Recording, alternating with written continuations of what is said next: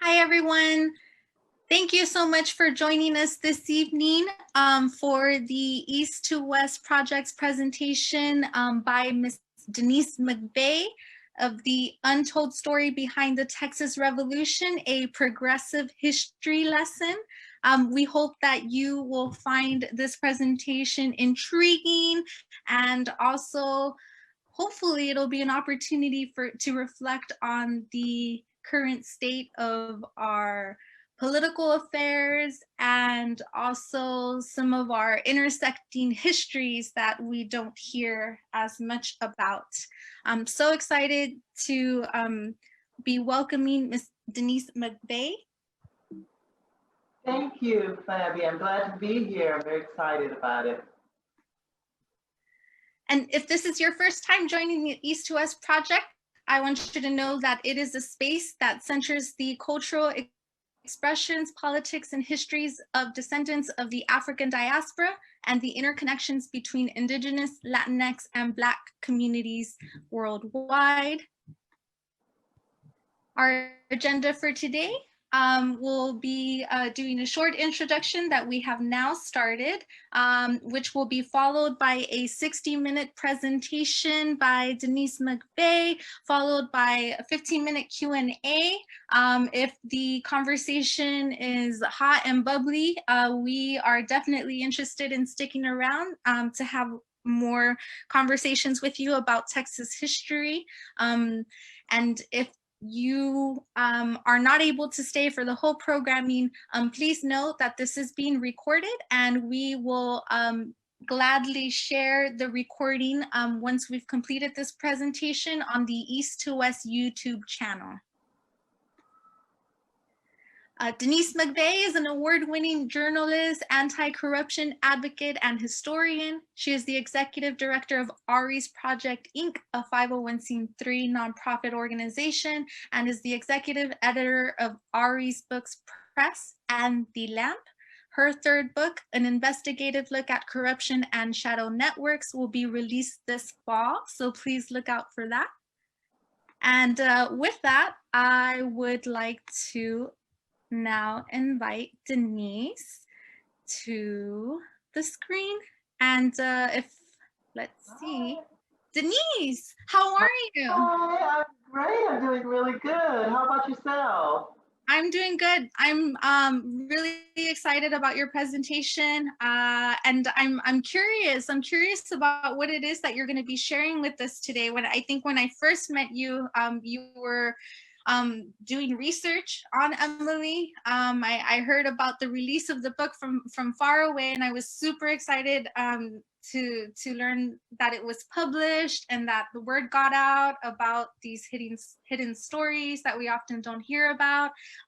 What are you going to be sharing with us today? Well, today I'd like to look at it from a different point of view. I think that certainly my interest in participating with you in this series is because some of the things that I learned in doing the research really reminded me of things that were happening here in the United States right now. I'm a big proponent of history being a lesson that you either learn or you repeat. And I just found it striking some of the similarities of what we're experiencing here in the United States with what was happening in Mexico at the time of the Texas Revolution. So I'm going to be talking about that and drawing on some of the parallels between what happened there in Mexico that cost them such a vital region and so much land space, and what's happening today in the United States. I kind of see it as sort of a harbinger, right? That there are things that happen there that certainly could happen here in terms of national security, things like that. So around those areas. Okay, well, I'm excited. I'm about to share my screen now. That way we can go into your video presentation here. One thing about this particular book is that what I'm going to be sharing today was not the focus of the book. That's the first thing. The focus of the book was about the racial identity of Emily West de Zavala, who, as you may know, was the wife of the vice president of the interim government of Texas, and she was of African descent. And so the book, Making Myth of Emily, was really about her racial identity and the efforts to obscure that and how that turned into sort of this big legend. But the information that we're going to be talking about today is really more about not just her, but her husband and other people of color that had such a major impact on the Texas Revolution that our Texas historians don't really talk about that much, but who I believe offer us a lot of lessons today in the times that we're living. And I can see a lot of parallels, certainly from a progressive point of view, between what happened with the Texas Revolution and what's happening today in the United States. And so that's really what I want to talk about today. The research that I'm going to be sharing with you today came out of my book about Making Myth of Emily. It's called Making Myth of Emily, and it was about the Yellow Rose of Texas legend. And really, the book focused on, like I said, the racial identity of Emily West de Zavala. But in telling her story, I had to put it in the context of her marriage to Lorenzo de Zavala and Lorenzo de Zavala's relationship with the president of Mexico, Antonio Lopez Santa Anna. And in telling their story, I learned more about Vicente Guerrero, who a lot of people don't know was really the first known Black president of the Americas. And so I wanted to share their stories, a little bit about them, but also about the relationship between centralist and federalist politicians, which I sort of equate to conservatives and liberals. And so that's what we're going to be talking about today. So this is the remote province of Texas during between 1820 and 1836. And basically 1820, 1821 is when Mexico gained its independence from Spain. So you're talking about a very young country that was really ripe for progressive reform. Once it gained its independence from Spain, which was very it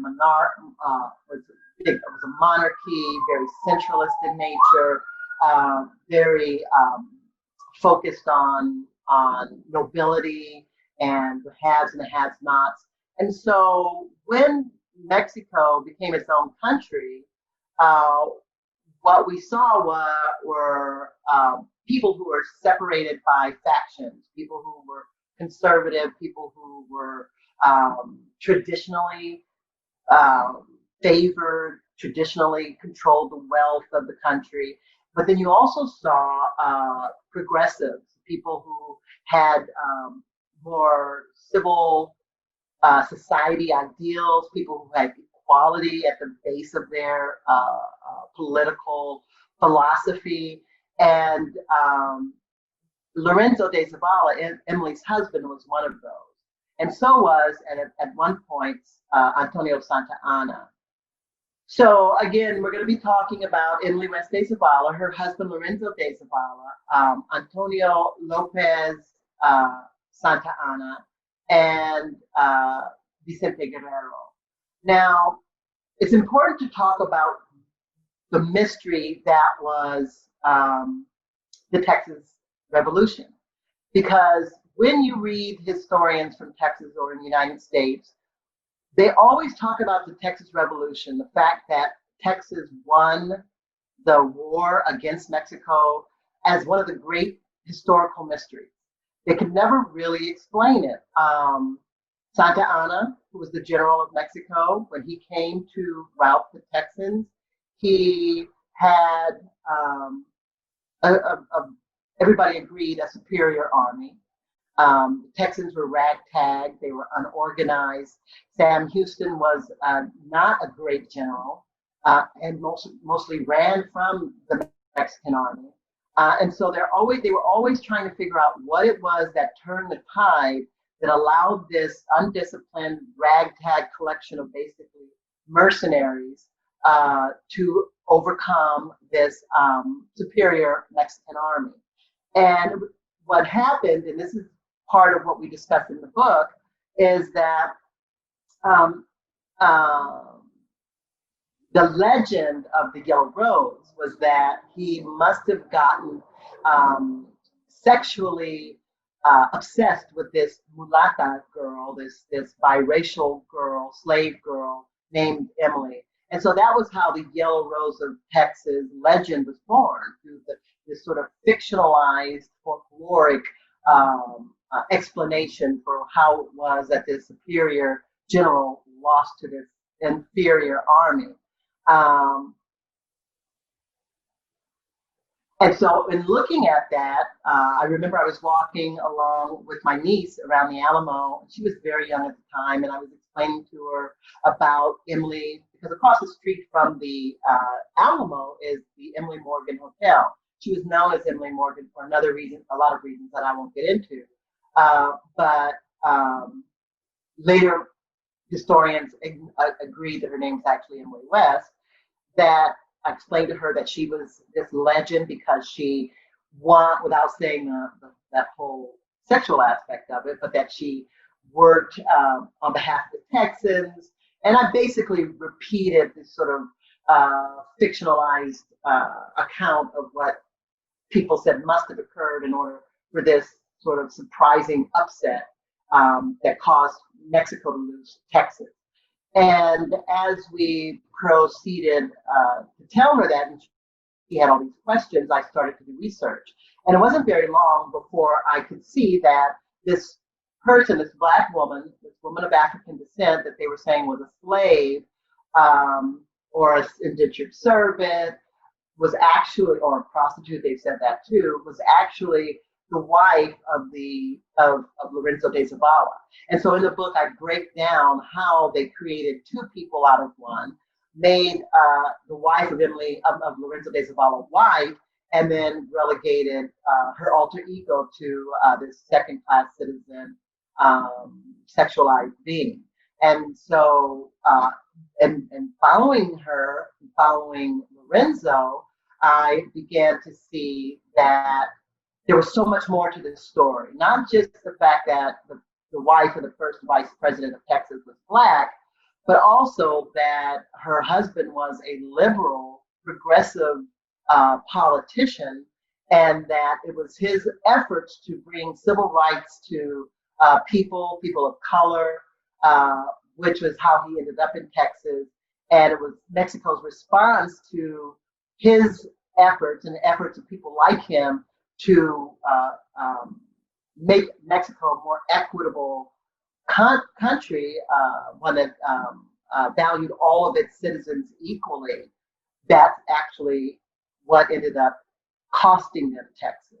And I'll explain a little bit of that. This is just a good example of just how big the legend of the Yellow Rose of Texas is.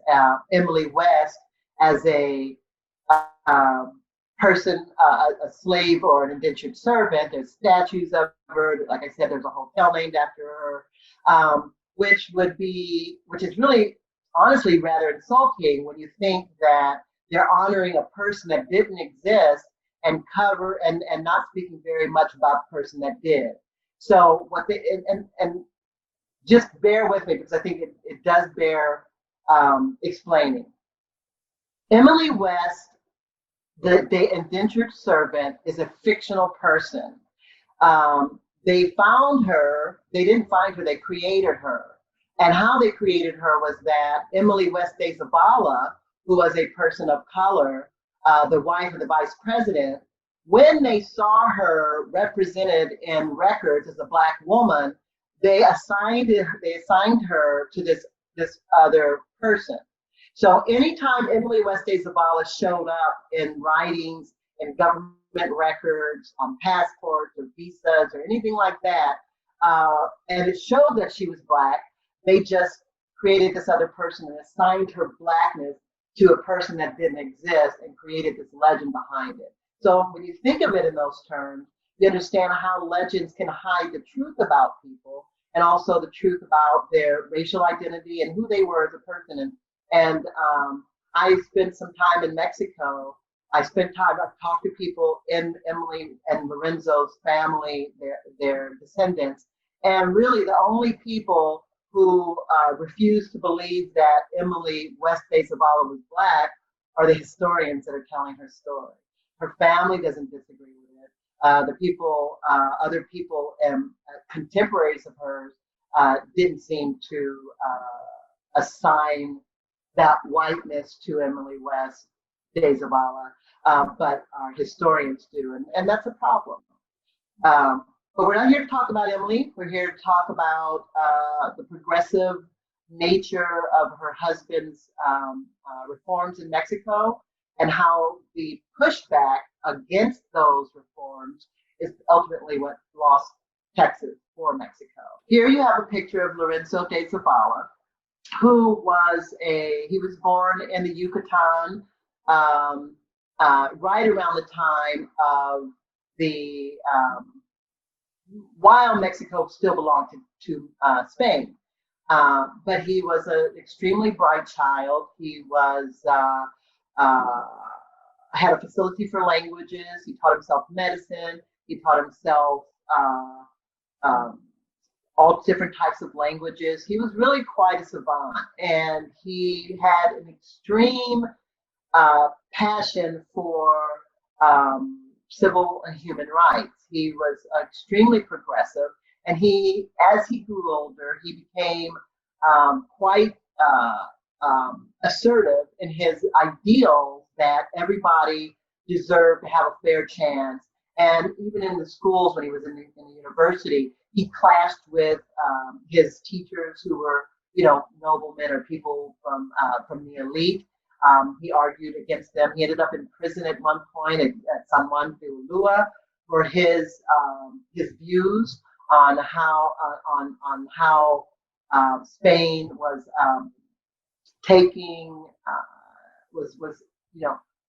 abusing the citizens, and he's talking about mostly the Indians.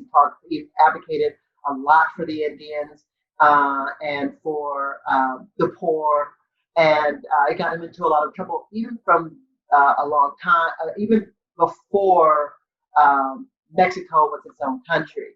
He was instrumental in agitating against the Spanish crown, and he and others rebelled.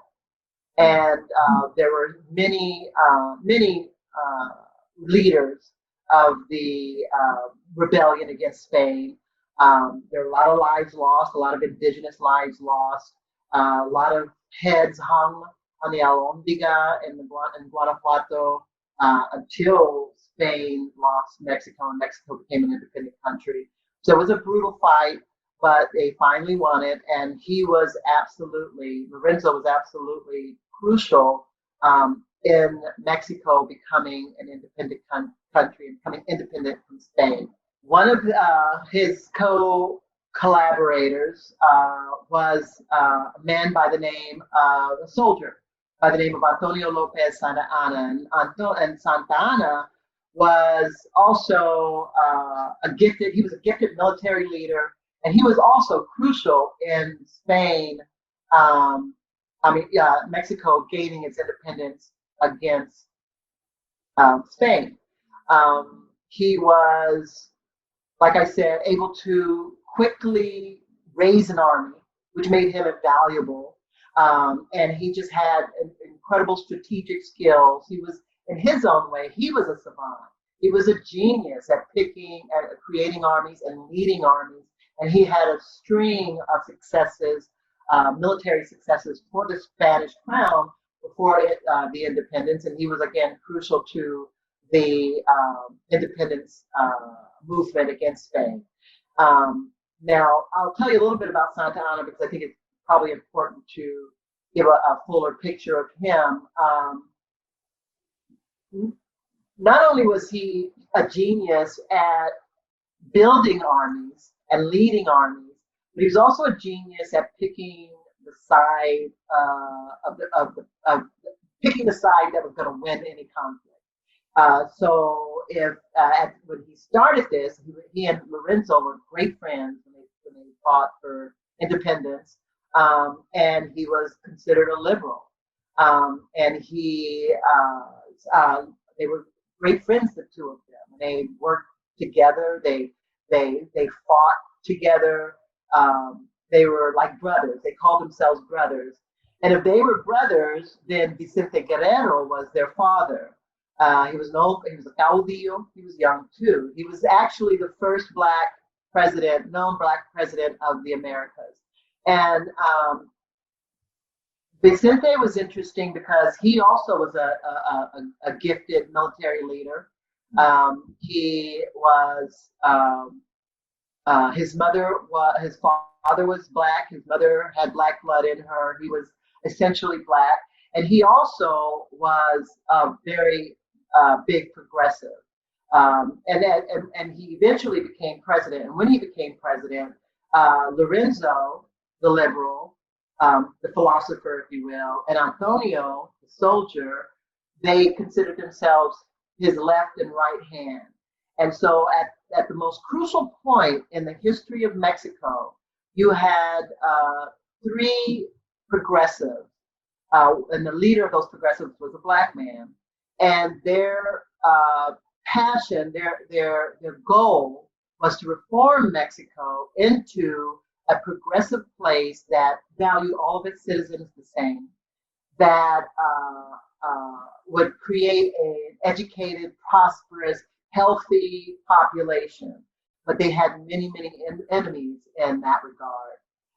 And we'll talk about that. But one of the things that I thought was very interesting about Vicente Guerrero was that his father did not want him to put himself in the position of leader in that way because of the dangers. And he is quoted as saying two things that I thought he really kind of captured the person that he was. First, he said that when he became president, that he granted Indian, African, and mulatto people with the quote, with full freedom to pursue their livelihoods according to their merits and virtues. And when his father tried to dissuade him for joining the fight for equality, he said, "The will of my father is sacred, but my fatherland is first." And he just plaques all over Mexico that said, primero es mi patria, right? And so he was an important thought leader. And of course, he didn't live very long. I think he was president maybe 2 years before he was assassinated. So I just wanted to give you a good look at what Mexico looked like before they lost Texas. You can almost see the outlines of Texas up there. But when you're talking about Texas, you're talking about New Mexico, Arizona, California, all of that stuff. Now they didn't lose all of that territory, but that was certainly the first salvo in the United States claiming that all of that manifest destiny, if you will. So the forces against democracy in Mexico. So while you had these liberal, progressive leaders who had these wonderful reforms and were working very hard to enact these reforms, you also had several dominant, distinct castes that were born of colonization. Of course, there were the Gachupines. They were the Spanish-born people who were born in Spain and then migrated to rural Mexico. As part of the ruling class. The criollos, which were the Mexican-born offspring of the Gachupines, who sort of inherited this noble, this elite status just by virtue of their parents being Spanish. Of course, the mestizos, which were the admixture of the people born in the Mexican-born Spaniards and the Indians, and then you had the Indians, and then of course to a lesser extent the Black population. They never really had the massive number of Black people. They had a lot, but not nearly as much as America did and the United States did. And so the Black and the Indian, of course, enjoyed substantially fewer rights and privileges than their lighter skinned countrymen. And that was something that Vicente Guerrero, uh, Lorenzo de Zavala, and others, other progressives, tried to change when Mexico became its own country. Um, so while all of those castes joined in the fight against Spain, many times they did for different reasons. And while they unified against Spain, once they were on their own country, all these factions broke out. And that became, Mexico was very volatile at the time. Leaders were constantly what they call pronouncing against another leader. And it was a lot of chaos, a lot of violence, and a lot of instability. Lorenzo de Zavala worked tirelessly to try to bring people together, bring the country together. But he was constantly thwarted by the centralists and the elite. So here's some of the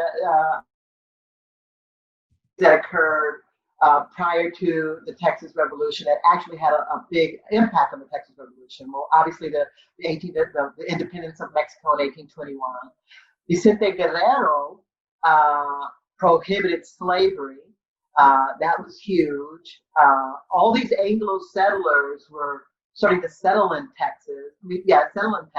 And the government of Mexico, I remember reading a phrase that I thought was really interesting. I hadn't seen it before, which was that all these people were moving into Mexico, but they weren't becoming Mexicanized. And that was a problem for the Mexican government. And so something needed to be done about that. Also, and I can't express this enough, the Catholic Church was a huge problem for Mexico in terms of bringing stability to the country.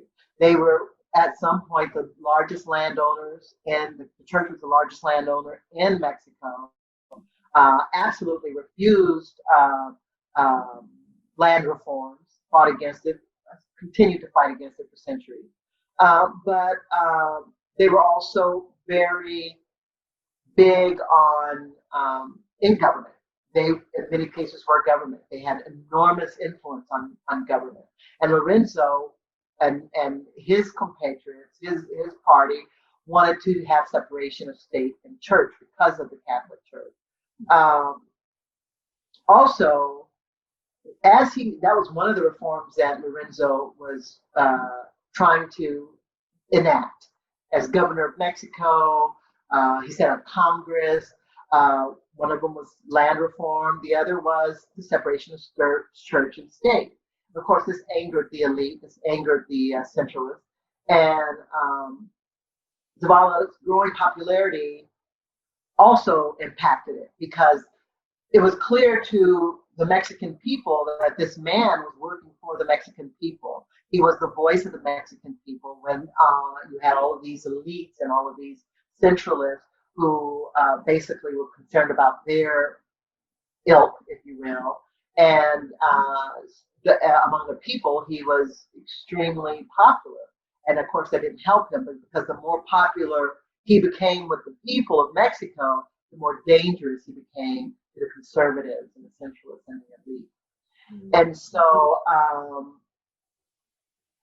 another thing that also impacted it was that Santa Anna was also gaining a lot of influence. But like I said, and Lorenzo said it too, he talked about Santa Anna in a lot of writings. He talked about the fact he was diplomatic, but you knew at the base of what he was saying was that Santa Anna couldn't be held down to a single philosophy like equality, right? He was all over the place because he was personally ambitious. He wanted to, his primary concern were his own personal ambitions, and his philosophy seemed to change with whoever was in power. And that you started to see as Lorenzo became more popular, Santa Anna became more hypocritical and more obviously hypocritical in his quest for power. You started to see strains in their relationship.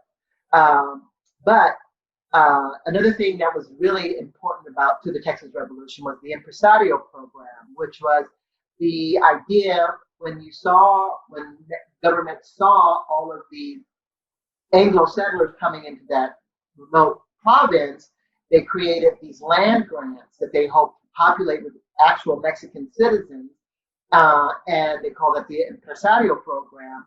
And Lorenzo was one of the major impresarios. So he was given all millions of acres of grants, land grants. And his job was to go up and distribute those grants. So those will all have an impact on those were key events just prior to the Texas Revolution. However, there is no event that had more impact on the Texans' desire to go to war against Mexico than that Black president abolishing slavery in Mexico. The Texans weren't going to have that. They wanted their slaves there. And in fact, what they did when Vicente Guerrero first abolished slavery, in order to comply with the Mexican law, they freed their slaves and then indentured them for 99 years. That was, yeah, isn't that something? Yeah, they did that. And obviously that wasn't going to stand very much for too long. And so that's where you really see them amping up this need to start war and separate Texas from Mexico. So, like I said, during this period, these liberals would be in power, and the conservatives would be in power. And at one point, Lorenzo had to flee Mexico because the conservatives had come into power, the centralists had come into power, and he knew that if he had stayed, he was going to be assassinated. They did assassinate Vicente Guerrero.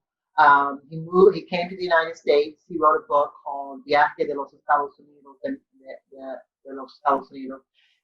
And that's where he met Emily. He had been married before, and his first wife died. His family in Mexico, from that union, still very prominent, and are very active politically. They're scholars, they're lawyers, they're a beautiful family. I had the opportunity to meet them when I was there in the Yucatan, and it was really a wonderful experience. But at any rate, when when the Liberal Party returned to power, Santa Anna, I think at some point became president, and he was at that point a liberal, because of course, who's in power? The liberals, of course, Santa Anna's going to be a liberal. And at that point, Lorenzo was the governor of Mexico. He also had a seat in Congress, and he was working furiously to create these reforms. He opened libraries, he opened schools, he advocated for the indigenous people. I mean, and it was working. I mean, he's responsible. They awarded him huge honors for the work that he was doing on behalf of the Mexican people. Now, Santa Anna, sitting up there, as president, watching all of this, watching his old friends grow in popularity, didn't like what he saw. So, as I said, he was very active in creating all of these reforms. They called him, in 1833, he was declared the Emérito del Estado en grado heroico, which is one of the highest honors that the Mexican people can give a public servant.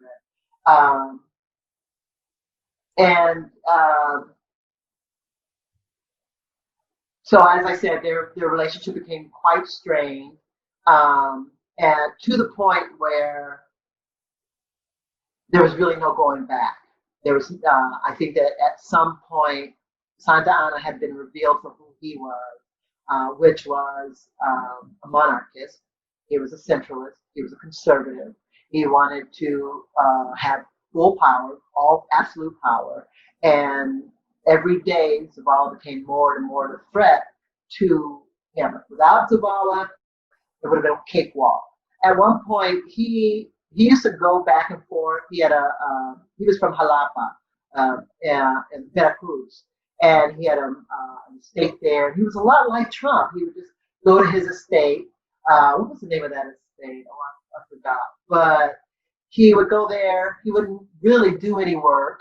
When he needed money, he would just go and grab money out of the Mexican treasury. Um, and when he didn't want to do any work, he would just appoint a president in his place. And that president would stand up and be like, I'm here for the glorious, almighty Santa Anna. They were terrified of him. And then he would go off, he loved fighting cops and he loved, gambling. And he would go out and have a good time and leave the running of the country to other people who made sure to praise him the whole time they were there doing his work, his job for him. Does that sound familiar? Anyway, their relationship became quite strained. At the same time, I want to make sure, because I don't want to miss that story. Oh, yeah. So what happened was Lorenzo had decided that the Catholic Church was just way too powerful. He wanted to pass a bill that would ensure separation of church and state. So he went to Santa Anna. This is a true story. He went to it's a crazy story, but it's true. He went to Santa Anna and he said, as Presidente, I would like to bring this bill before Congress. I would like to have your support. And basically what the bill entails is that the church and the government would be separate. And Santa Anna assured him that he would support him in that. But when during Congress, during the hearing, when Lorenzo de Zavala brought up the law, the act, if you will, proposed it, Santa Anna rejected it and sided with the clerics.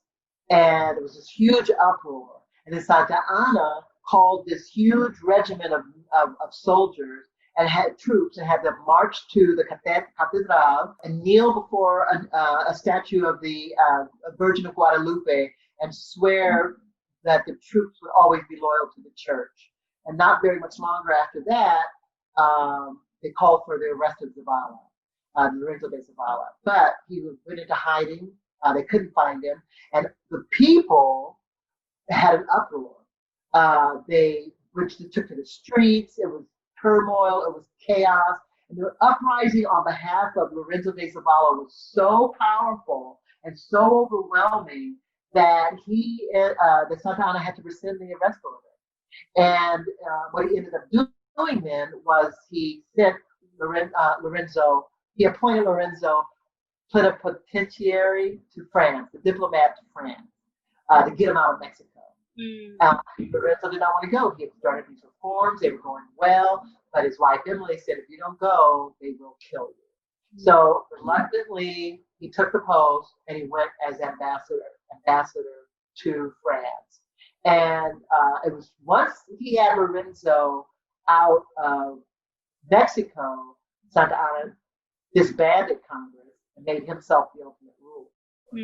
Lorenzo from Mexico wrote a blistering open letter that was printed in one of the major newspapers in Mexico and said, you have failed, you have betrayed the honor that was once yours, you have done a monstrous thing, you have betrayed the people of Mexico. It was a blistering letter. And of course, Santa Anna responded by calling for his capture and execution.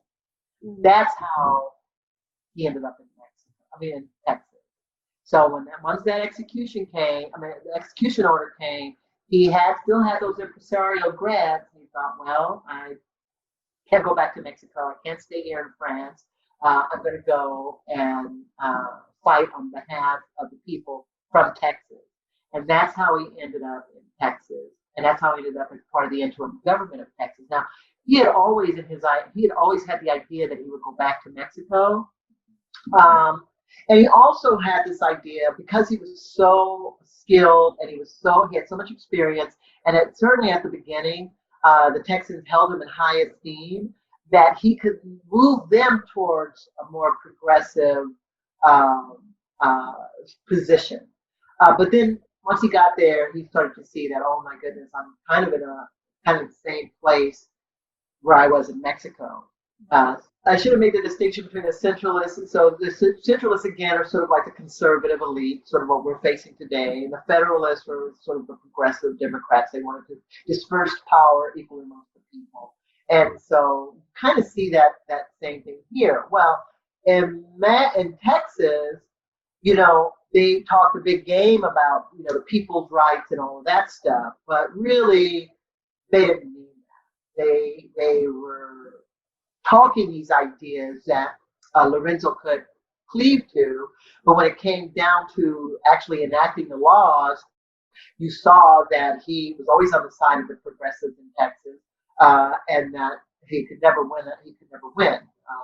The delegates, the Texas delegates, the delegates to the Texas convention were not that. They talked a big game, but they wanted to enslave people.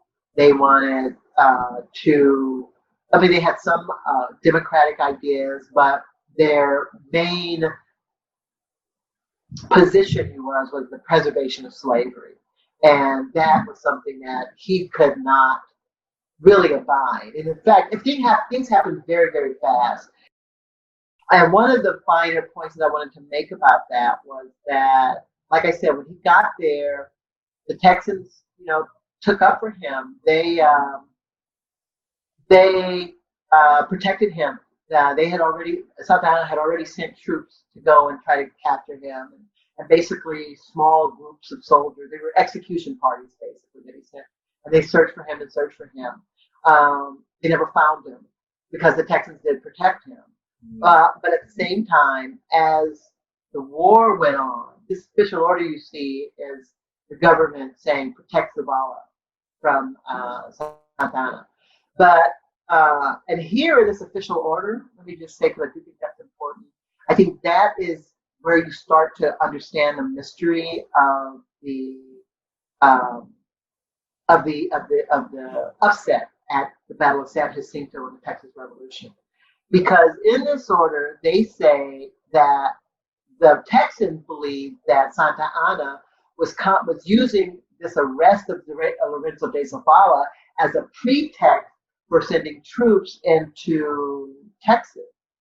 And I would say that's not true. That in fact, he really wanted to capture and kill Lorenzo de Zavala. That was not a pretext. That was his ultimate goal. That's why he lost Texas. So we'll explain that a little bit more. So he had several generals with armies there, and obviously war is chaotic. They all had orders to find Lorenzo de Zavala as their primary objective, and you start to see, as you know, when you're reading particularly the papers of the Texas Revolution, you see how the Texans, well, first of all, the Texans just up and fled. All of a sudden, there were Mexican troops marauding, and the regular people just fled. The government fled. But you start to see where there just doesn't seem to be this sort of regimented, organized battle sequences, which you saw were him coming and just Santa Anna's armies coming and just obliterating a place and then moving to another place, always with Santa Anna saying, Where's Zavala? Where's Zavala? Where's Zavala? Where's Zavala? That confused the Texans a lot because they couldn't figure out what the plan was. Sam Houston did a lot of running, and it was clear that they were terrified. They were terrorized, the Texans were. And Santa Anna was a military genius, and it took nothing for him to wipe out the Texas army. But he wasn't doing it, and that was confusing to a lot of people. So this is actually a reenactment of the rebuild of the convention. It was in humble buildings, of course.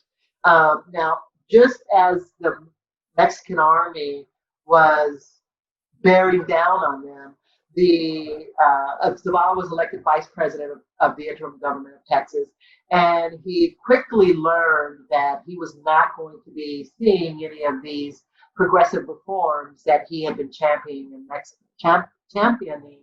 Mexico, and that the Texans, like I said, talked a big game, but did not really embody them. And what was interesting about that was that he resigned like half a dozen times. He tried to, once he realized that they were not going to honor civil rights, and he resigned, tried to resign several times. But the Texans always said that they couldn't accept his resignation because they didn't have a body in place, because of course everybody was running for Santa Anna. So you see a man who is basically being hunted, whose friends, the people who are keeping him alive, are also turn out to be not who he thought they were. And on top of that, he caught an infection. He caught fevers, and so he was ill. And there was just this massive war going on. So, like I said, Sam Houston was running. His troops were becoming very upset because they were starting to call him a coward. They were the culture, the sentiment behind the white Anglo-Texans was becoming very really ugly. They were abusing their Mexican compatriots, the people who had been their allies, and sort of abusing them. The racism just really rose up. They basically called Sam Houston an Indian lover. They basically they basically passed a law amid Lorenzo de Zavala's objections to make it illegal for any free black person of African descent, any free person of African descent to step a foot in Texas. They were completely prohibited from even coming to. So I have a question. Yeah, go right ahead. Sure. So I thought it was really interesting how you were talking about the separation between like the Catholic Church and government, and how that pushed Lorenzo to come to Texas. Was that considered something that was like negative, and was he fleeing Mexico? I didn't quite get. Can you explain a little bit more about that? Yeah, so he did it when he brought up the act to start to create the separation of church and state in Mexico. The fallout from that was, of course, first the call for his arrest, and then when that didn't work out, when the people pushed back, he was appointed diplomat to France, ambassador to France. So he didn't leave Mexico and go straight to Texas. He went and was serving as ambassador to France for some time before Santa Anna declared himself emperor and abolished Congress. And so it was from France that he, once that happened, and he'd written that letter condemning Santa Anna, and Santa Anna called for his execution. That's when he left France and went to Texas. So basically, he ended up in Texas from France. And the idea of him being on the side of the Texans, that was developed after sort of the chaos of war, when people were sitting down, contemporary historians and journalists were writing about the revolution. And here you see Lorenzo de Zavala in the Texas government. And that's when you started to see this idea that he had somehow turned traitor. Yeah, it's very interesting to think that they both have, Santa Anna and Lorenzo de Zavala both have Mexican origins, and Texas was a Spanish territory, and then they separated. How that would influence how people see the hero and the villain in that story. It's super interesting what you're sharing. So you saw this sort of rabid racism just get bigger and bigger and bigger and bigger. And this is during a time where Santa Anna is going all over the place. He's looking ferociously for that one man, Lorenzo de Zavala, and he's becoming increasingly agitated because he can't find him. He's winning. He's winning all over the place, but his objective wasn't being met, and he was becoming almost unhinged in his obsession to catch Lorenzo de Zavala. Like I said, obviously he won the Alamo. We all know that. The interesting thing about that was that he basically massacred anybody who didn't die in the fighting, except for one man who was a black man. So even though he had turned out to be this very disingenuous leader, this absolute monarch, he still maintained Vicente Guerrero's, his mentor's view that black people should not be enslaved. And so when he massacred the white men at the Alamo, he let one young black man go. His name was Joe. And Joe then went to the cabinet and explained what had happened at the Alamo. Gesto simbólico. That was the symbol, the gesture, the symbolic gesture of freeing Joe, the black person, because he believed that this person, that Joe, the black people, were victims of the Texans, and he wanted to make sure that people understood that he supported the Mexican government's view that slavery should be abolished. That was Santa Anna. That was one of the few things that he did that seemed to be based on some redeeming philosophy that he seemed to generally sincerely hold. Of course, the Alamo falls. Then the massacre. A few days later, Santa Anna's troops massacred everybody at Goliad. Like I said, he was winning and winning and winning, but he was very unhappy. There were rumors that he was succumbing to an opium addiction, which might have played into his irrational desire to capture Lorenzo de Zavala and ignore the Texas Army. And so for that reason, I call Sam Houston one of the world's luckiest generals, because he, as a general, he was not doing a good job. He couldn't win a fight. He ran most of the time. His people despised him. Yeah, that's why there's all this big mystery. But all of a sudden, here at the Battle of San Jacinto, he was a lucky general. And Santa Anna. I included this picture because I just wanted you to see how sort of pompous he was. He was very handsome. He was, people described him as being extremely charismatic. And clearly you see that he was a bit of a dandy. He liked all the pomp and circumstance, and he was very, very full of himself. I just wanted to show that picture. Called himself, and he was the one that named himself the emperor. So once he got rid of Congress, and of course the Texans were fearful of him. Everybody fled fled east. The government, and Lorenzo de Zavala included, actually caught a skiff to the island of Galveston, and that's where they stayed. Interestingly enough, and that plays a little bit into the legend of the Yellow Rose of Texas, because he had found refuge there, but then just a few days later, he left the safety of Galveston Island and returned to the mainland. And people didn't understand why he did that either. I will go into what my theory is because it's a distraction, but he ended up going back towards the battlefield, which ended up in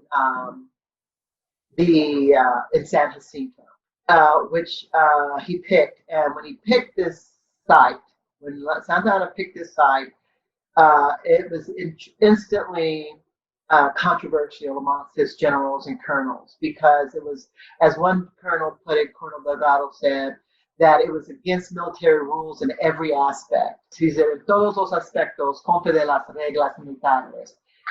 Any child could have done better. It basically put the Mexican army, who were, by the way, exhausted. He had really abused them and became increasingly more abusive as they failed to find Lorenzo de Zabala. And he put them with no way to escape. And they were completely exhausted. And that's when the Texans decided to attack. And basically the Mexican army was sleeping. And then as you see these columns come in, and as you see that backdrop, there's nowhere for them to go. There's nowhere for them to spread out. Many of them were sleeping. Others were just resting because they were so tired. And they had 2 cannons, the Texans, that they brought, and just really basically terrorized them. The Colonel Delgado, at one point, as he's telling the story of what happened that dreadful day, said that people were running around, being shot, cut down. The colonels were trying to gain order, couldn't gain order. He said there was one line where he said, the Mexican soldier, many of whom, this is one of the Mexican colonels, the aide-de-camp, he said, many of whom were prisoners, indigenous people that were conscripted, farmers, people who were not trained. And he said the Mexican soldier, once demoralized, you cannot gain order of them. And that certainly seemed to be proved out because they weren't listening to orders. They could not regroup. The Santa Anna jumps out of his tent and is running around, wringing his hands. The final battle lasted 18 minutes. That was how decisive it was and how unprepared the Mexican army was. Now, keep in mind that, and they were basically slaughtered. It was a massacre. Nobody was expecting it. Lorenzo de Zabala was on his way, and he comes back, and it's really one of the things that really struck me the most about that whole affair was here's this liberal, progressive person who was chased to Texas, and to come back to this battlefield and see all of his people murdered because of the vanity ambition of one man had to be devastating to him. He tried to resign again. Santa Anna jumps on a horse and he's able to slip through the Texan lines, and he's injured, his leg was injured, and he was eventually captured. And when he was a captive of the Texas Army, he signed the Treaty of Velasco, which basically gave Texas to agree to Texas being its own country. Lorenzo de Zabala had every intention of tried to resign again. They wouldn't accept it, so that he wanted to accompany Santa Anna back to Mexico City. What his ideals were, what they were planning to do, is not really clear. But many of the contemporary writers said that he said over and over again that he had every intention of going back to Mexico and resuming power. Although his fight on the side of the Texans certainly complicated that, because now in the view of many Mexicans, he's a traitor. He's fighting on the side of the Texans, the enemy. And that has persisted to a large part to today, that many Mexicans and a lot of the historians and pundits still refer to him as a traitor, which I think is horribly unfair. And that was one of my points when I went to the Yucatan and I was talking about the actual legacy of what happened in the Texas Revolution, because he would not have been there had he not been fighting for Mexican people, that they would have equality and stability, and education, and all of the things that make a prosperous country. He would not have been forced to go there to save his own life if he hadn't been working on behalf of the people. The circumstances, the optics aren't good, of course, but the reality is that the real enemy of Mexico were the conservatives who wanted to keep all the power and allowed the ascent of a man who only wanted power, didn't care at all about the people or equality or justice or liberty or any of the things that Lorenzo de Zavala did. Those were the real traitors, but the optics didn't look good. And so one of the things that I hope is that people will look at this story and see that not that Lorenzo de Zavala was not a traitor to his country. He was a victim of the traitors to the country. And that's what it happened to look like in his case. Now, we don't really know what would have happened had he lived, but just a few months after the Battle of Sinto, he died. He had gotten those fevers. He had become very ill, and he never recovered from it. So he was 48, I think that says, and so he died. And so we were robbed of a chance to see what his intentions were and how he was going to be able to come back and right this wrong, which I think would have only required that he put it in a proper perspective. And I believe that he could have done that, and that the people trusted him enough to believe that and see that for what it was. But because he died, and the conservatives, and the constant chaos, that truth was buried with him. So after his death, his wife Emily, they had 3 children. He had a son and a daughter from his first wife. They returned to Mexico. The daughter never left, and the son returned to Mexico, and the family grew and expanded, and they are well documented in terms of their descendancy from him. Like I said, they're still a very prosperous, influential family. But Emily's children, she had 3 boys: Ricardo, Augustine, and Tomas. And Augustine's daughter, one of his daughters, was Adina de Zavala, the granddaughter. And she was very interesting because she ended up becoming known as the savior of the Alamo. When they tried to tear the Alamo down, Adina fought the developers, fought them to the point where she actually barricaded herself inside of the Alamo so that they couldn't knock it down. And she was a member of the Daughters of the Republic of Texas, and she had a lot of influence with them, and was a great leader with them.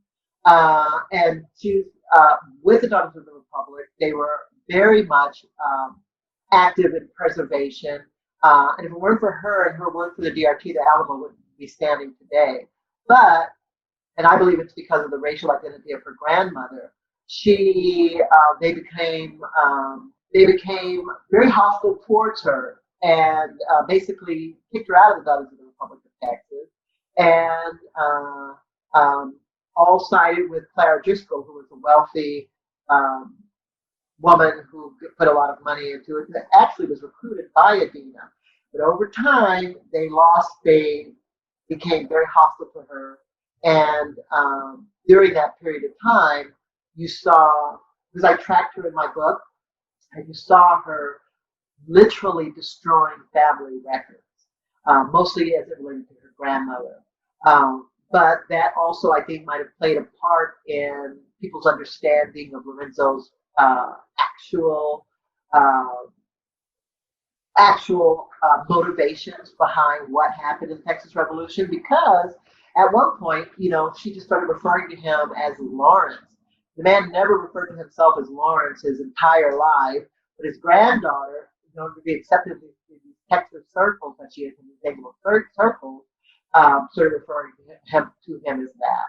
And I think that also played like I said, I also played a part in us not really fully appreciating the progressive history behind the Texas Revolution. Luis de Zavala, the state archives were named after him, and he is it's a beautiful facility. I encourage everybody, once this pandemic is over, to go in there and do their own research. The papers, it's amazing fount of information. I would go in to look at the De Zavala papers, and I would find these other papers of stories. There's so many stories in that building about people of color that are amazing.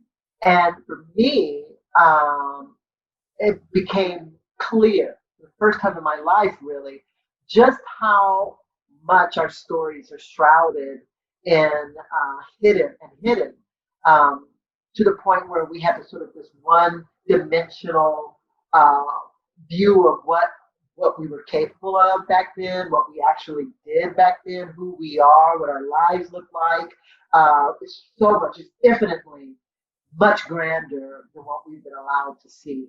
And the view, the expansive view of our real, true experience historically in Texas is in that building. And I encourage everybody to go in there when this is all over and just start looking through those papers. It's really very remarkable. So I think that's really what I wanted to share with you in terms of the secret hidden history behind the Texas Revolution. And I'd love to answer questions. Maria Luisa has a question. She says, I'm exploring the effects of a secret Sephardic ancestry of Mexican Americans along the Rio Grande. Can you offer any perspective on Blacks along the Rio Grande and Blacks in relation to the Sephardic Jews that colonized northeastern Mexico? I cannot. I know one woman who has some relation, has some history of that. I myself, Maria Luisa, I myself, I have not studied that. Are you on Facebook? I can put you in touch with ladies that I know has family that has ties to those cultures. And so I'll definitely get you guys in contact. So she might be able to give you some insight. Are you doing this from a strictly objective point of view, or do you have family ties? Or? Oh, I've got family ties. Yeah. It's fine, because I mean, what's difficult is to have it be taught only from the perspective of sort of either the Spanish or the Texan, and a very anglicized way to do that. And so even moving to a Sephardic Judaic thing is different. And within that, there's also the concept that a lot of these men were maybe perhaps at one point, their families were actually slave traders. I'm sure. And yet I don't see a big presence of Blacks along the Rio Grande, along the 7 settlements. I think in Revilla there was one, maybe. I mean, it's not really there. Along the Rio Grande, like I've always been, it struck me when I lived in Mexico for 10 years, and it struck me that there weren't more Black people.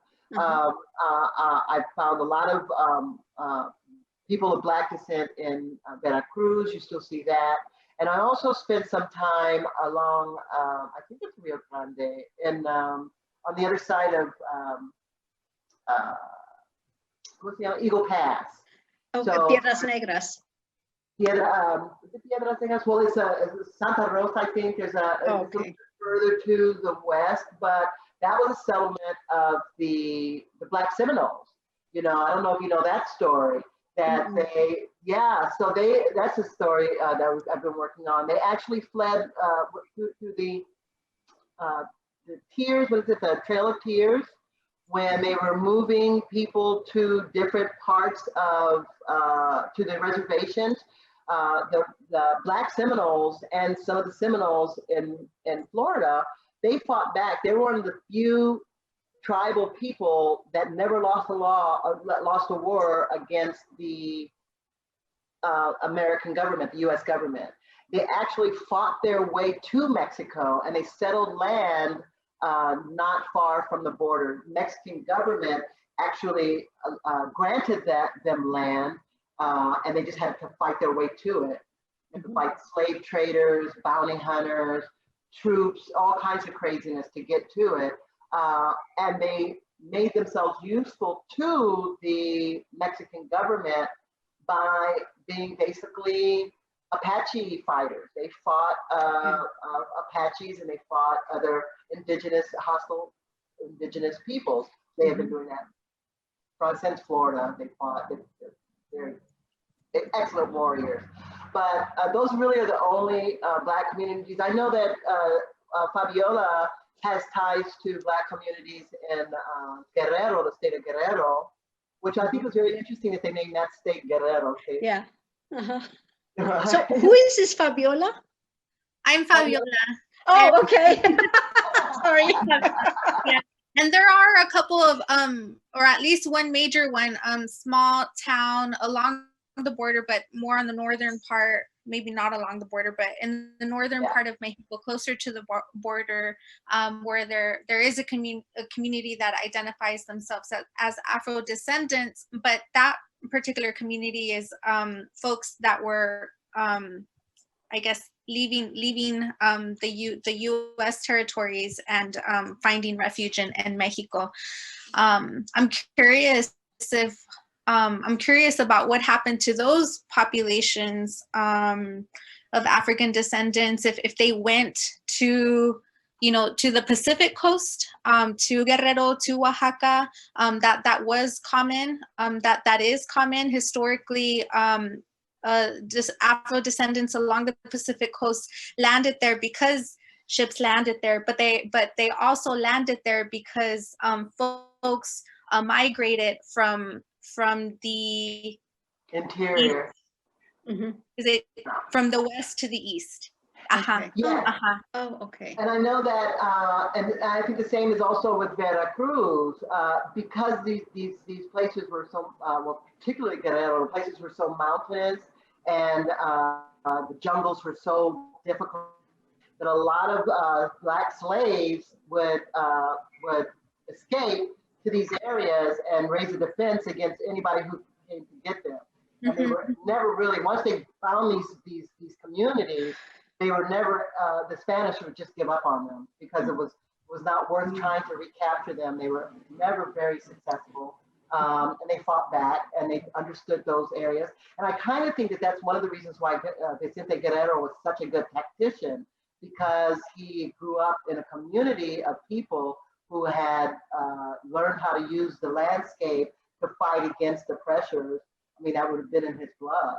So, Can I say something? Oh, yeah, go right ahead, Dee. yeah. Well, I've been around in San Antonio 46 years. I'm not from here. But one of the things that shocked me is after I knew the history of the Alamo, it's not something that Mexican Americans should celebrate every fiesta, if you know the history, that it was actually so white people could own slaves. And it was pretty they don't clear. talk about that much, right? Well, I'm from New Orleans, and I'm mixed with Spanish and a little bit African American because there's no pure white people in Louisiana. That's the truth. It ain't. And I have more than one tribe. But anyway, so one thing, I read a lot, and I've been going to Esperanza for probably 40 years, but one of the things that is not pertinent, I guess, in a way, is that Lincoln was very angry at this act. This was done before he was president in 36. And I forget who Calhoun or somebody, one of his opponents, I don't remember exactly who wanted this invasion besides Davy Crockett, but it was, Lincoln said something about it. Really, he said that was thievery. Lincoln did. I don't know if you've read, I read several books about it. I read a lot, but Lincoln was against it. So He was against, what was he against? he was against the stealing of Mexico by Texans. Right. It's not too much known, but he was against it. He was very angry at it. It was before he was president. And I didn't know that. Google it. Just was Yeah, Lincoln. I will look into What did the Lincoln think dictionary. about the theft of Mexico? And he was upset. And I was shocked when I read that. But you know, because he wasn't 100% an abolitionist, he did part of that for political reasons. Yeah, but I wouldn't really consider that a theft of Mexico just because of Santa Ana. I mean, that was a legitimate war. Okay. You know, and they did win it. They should not have won it. They But would taking not the whole large land, I mean, that's a lot. That was Mexico. And I know, it's a lot. It's a lot. ignorant Anglo people have told me, It's good true. masters, why are there so many Mexicans in San Antonio? I'm like, what? Really? We're the masters. Wants to know why there's so Are many you Mexicans in kidding me? Texas. Well, that's part of the problem is that our history is so anglicized that if it's not sort of, you know, just extolling the bravery of these white guys, then it's not going to be told. And so we all are so, we're just so lost in terms of really understanding the intricacies and nuances of really what happened. So we're losing all these lessons that are there for us, and that's why we're in the situation we're in. Yeah. Thank you for it was wonderful. It was wonderful. Thank you. Oh, thank you. I'm so glad you enjoyed it. Thank you. I really appreciate you guys. Denise, I have a question.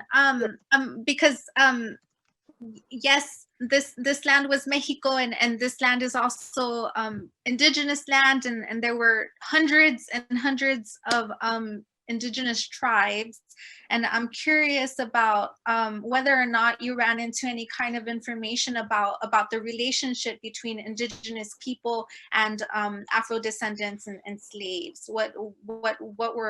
How were they In Mexico? Not really. So the only thing that I noted about that was my own personal experiences in talking to certain people, right? I did really read that obviously there was a lot of admixture, a lot of is it miscegenation? I don't really know if that's quite the word, but if you go to Veracruz, I don't know if you ever spent any time in Veracruz, but the Black people that were there, and they're, you know, they really are absorbed into the community. So you have a lot of mestizos with very faint African features. And I remember the first time I went to Veracruz, here's this full Black person, and women would come up and shove babies in my arm and make me kiss them, right? And I felt like it was because they were like, oh, look, there's my sister from back then, even though they were, from all intents and purposes, mestizos, right?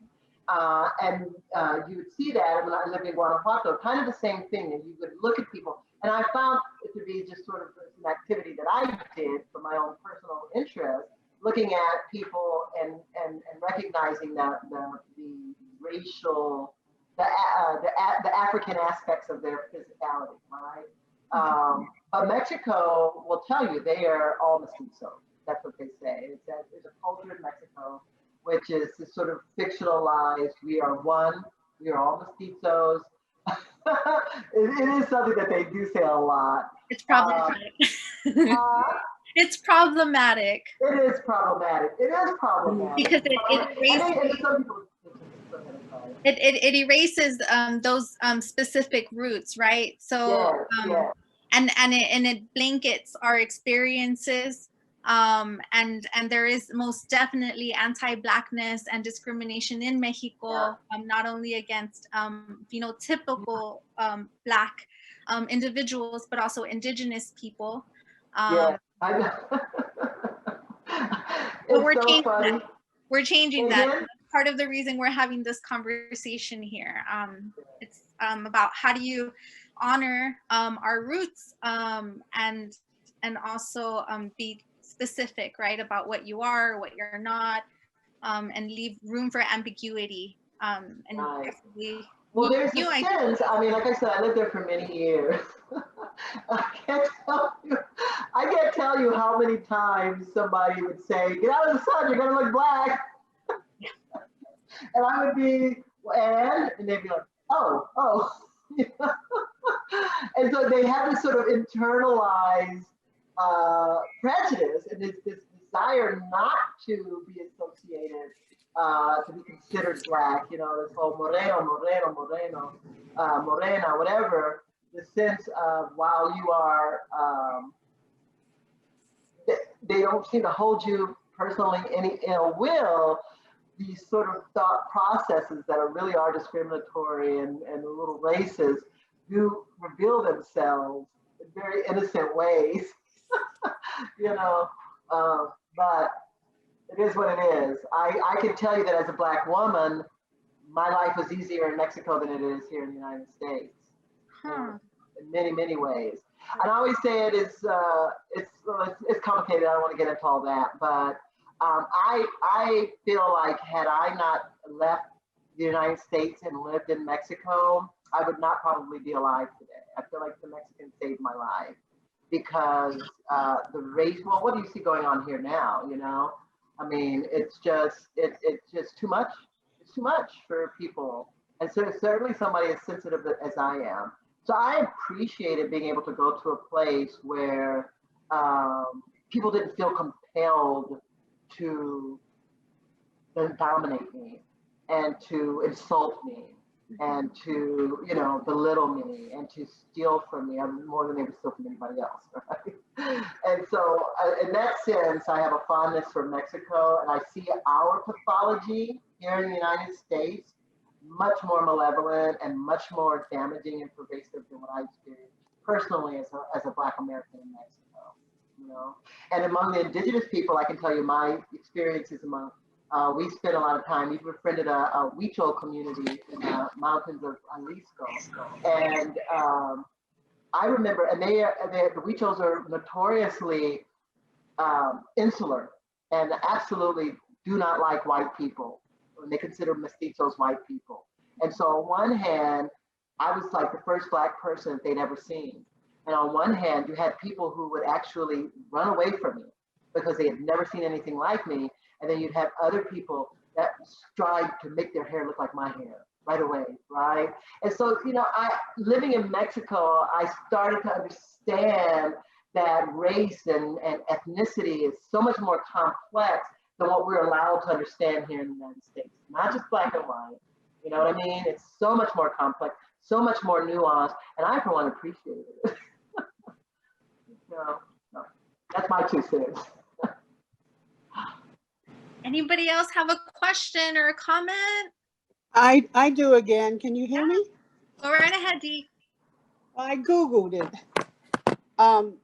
It says that elected as a Whig to Congress in 1846, Abraham Lincoln gained notoriety when he lashed out against the Mexican War, calling it immoral, pro-slavery, and a threat to the nation's Republican values. And then I looked at the Smithsonian, and they say the reason why there's a friendly relationship with Mexico and America up until recently is because Abraham Lincoln is in no small part responsible for the United States being blessed for many generations with an essentially friendly nation to the South, because it says he's revered in Mexico. There's commemorative statues of Lincoln in 4 major Mexican cities, one in Tijuana, Paso de los Heroes, on I'm getting goosebumps. On Mexico City's Park, Lincoln features a replica of sculpture Augustus St. Gordon's, much admiring standing Lincoln, identical to the one in London's Parliament Square. This is in, what is this in? This is, you just Google, it's a Smithsonian magazine. Oh, that's very interesting, Dee. It really is. I had no idea.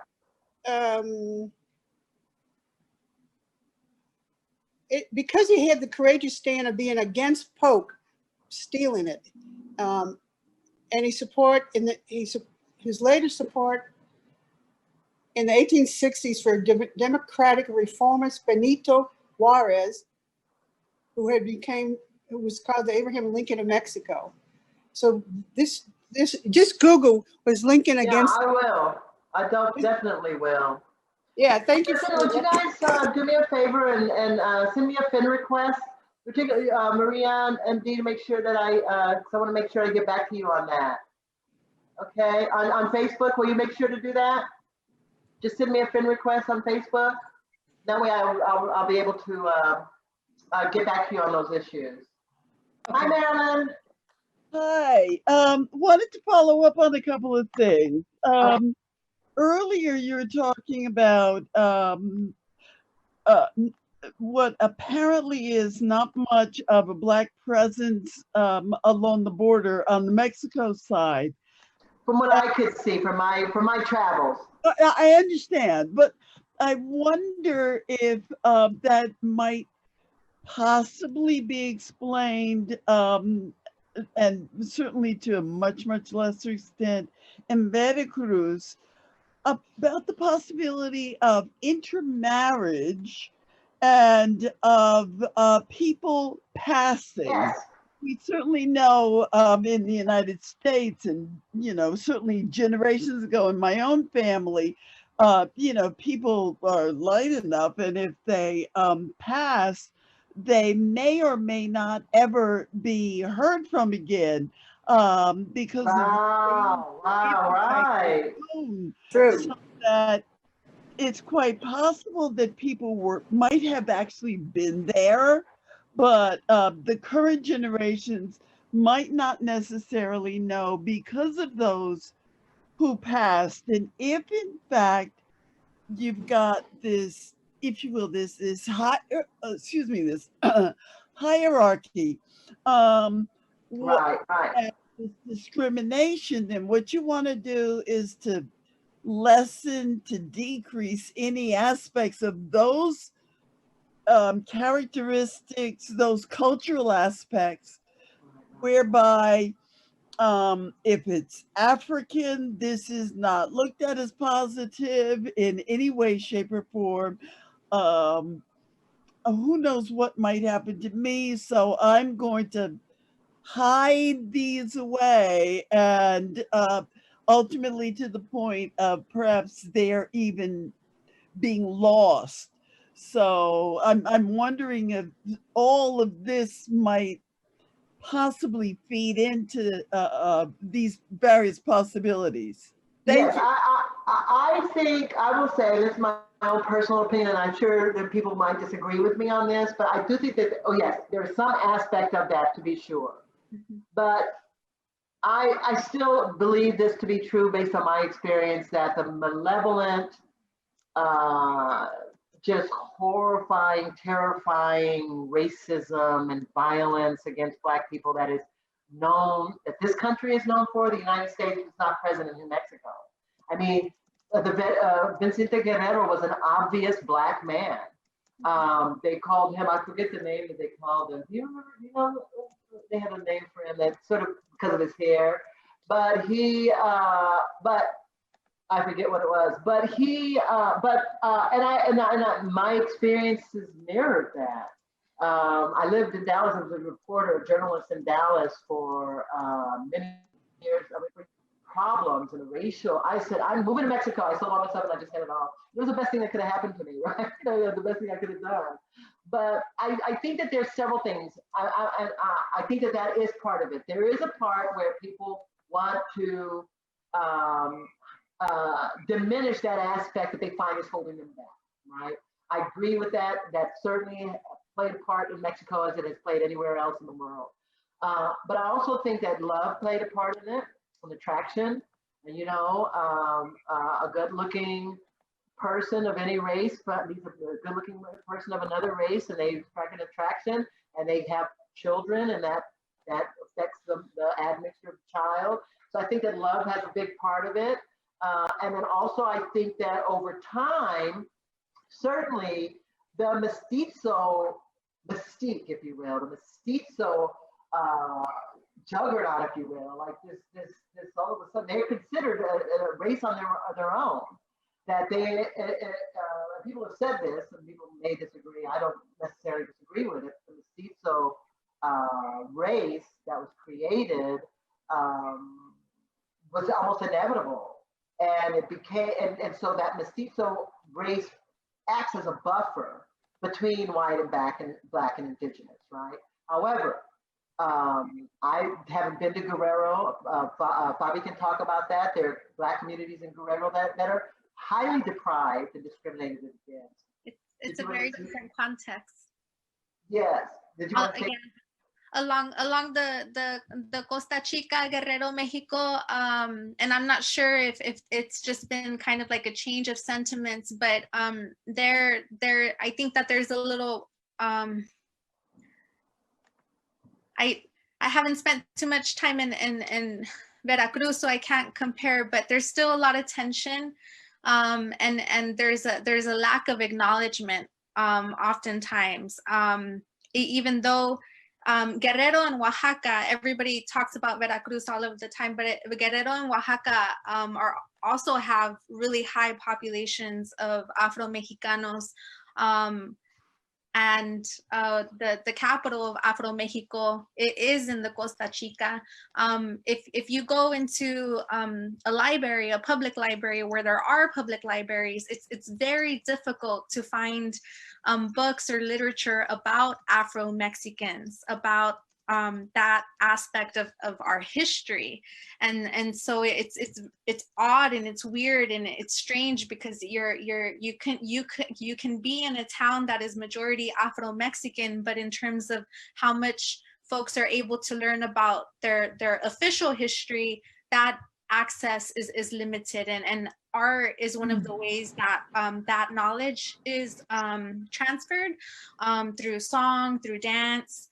And I think something that makes the Pacific Coast unique from Veracruz, I'm not sure if it was the same kind of situation there, but I know that at some points in our history, our early colonial Mexican history, that African slaves were granted freedom if they married a mestiza, or some if they married outside of their own race. And so in some cases it seems like it was a necessity, at least for Black men, to marry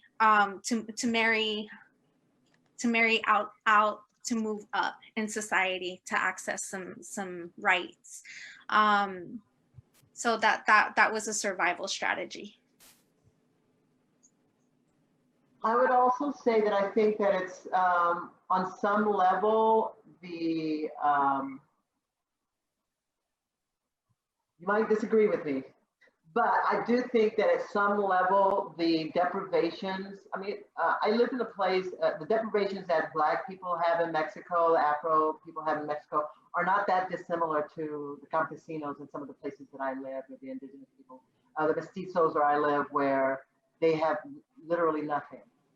There are the poor in Mexico are really, really, really, really poor, and the corruption that manages to keep hoard all the wealth and steal, public monies is a big problem.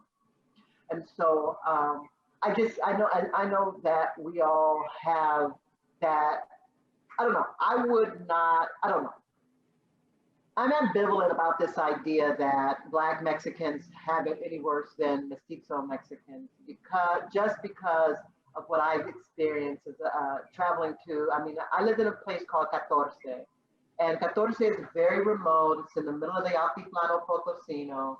There is what they call high desert, and tiny little pueblitos all scattered along the desert. And driving through that, I lived there for 7 years, and driving through there, traveling through there, meeting the people, they were super poor. I don't know how they could be any poorer and still survive. And none of those people were Black. So we have to keep that in mind. We're not the only people that are suffering from the corruption and the abuses at the top that are going on, right? And I think that if we have to be careful not to always frame it in a racial way, because just like somebody said, this idea that for me, in many ways, and I think maybe this might be idealized, but for me, in many ways, race is a construct. It's a construct of the people who want to maintain power, And so, yes, in many ways, as Black people, we are obviously the brunt of a lot of that. I read something that I thought was very interesting here in America, which was that it was kind of mind blowing because in the days in the 1700s, the 1800s, early 1800s, late 1700s, Irish people were considered niggers. And I found that they would say, I would read this thing where somebody's writing a letter and they'd be like, poor Patty, you know, they're working so hard and people just don't realize they really are not niggers. I mean, and then you go back further and you see that the reason why Black people became the perfect slave was because they stood out. That before that, there were Europeans who were slaves.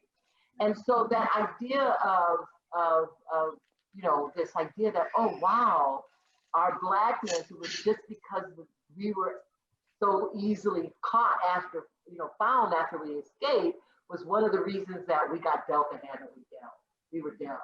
But that was a construct over time and built on only one thing, which was the desire for wealth, greed, and power, right? And so I would submit to you that Mexico is a good example in many ways. And I'm not saying, I mean, like I said, people have said things to me in Mexico and I'm just like, oh my God. But I want us not to miss the fact that in many ways, what we see here in the United States, this pathological, deeply rooted, evil, diseased, racial animus is just us. It is specific to the United States. And I would not compare what goes on in Mexico from my experiences there with what we're having to deal with here. I haven't seen it. Like I said, I've lived there for 10 years. And I've lived in some of the poorest places. So that's my take on it. Like I said, people probably disagree. Right, Bobby?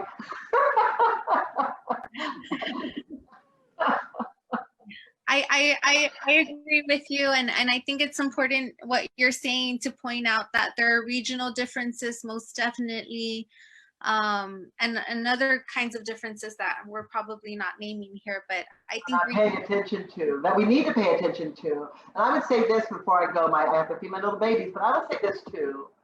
I really do believe that it's really important for us to limit. I think that we have to have a racial reckoning, of course, that's very important.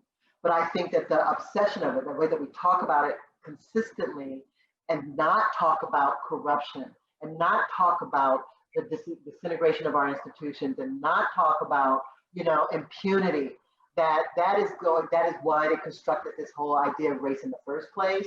And we have to be careful not to plead patsy to that. That's my, I know a lot of people disagree with me. I appreciate that so much. Thank you so much. Marilyn, would you do me a favor and befriend me? I don't know if we're friends on Facebook. Would you send me a friend request? All right, thank you. All right, guys. Thank you guys for sharing with me. I really appreciate it. It was so much fun. Yes, thank you so much. And please join us, East to West Project. We are on Facebook. If you're not on there, look out for us. Stay in touch with Denise. I'm sure she'll share information about other presentations that will be. Yes, and I want to hear more from you. I think I can learn a lot from you, ladies. So. Yeah, thank you so much. I have opinions, but I want to hear, I need to learn some stuff. So the East to West Project is made possible by Alternate Roots. I just want to give them a shout out. They're a nonprofit organization that funds specifically cultural workers of the U.S. South. They're good people, like them. And also the Andrew W. Mellon Foundation. Thank you, Denise. Thank you, guys. Thank you Thank you, Fabi, for everything. It's been a great experience. I appreciate it. Awesome. All right, Hey, everybody. guys. Good night. Gracias.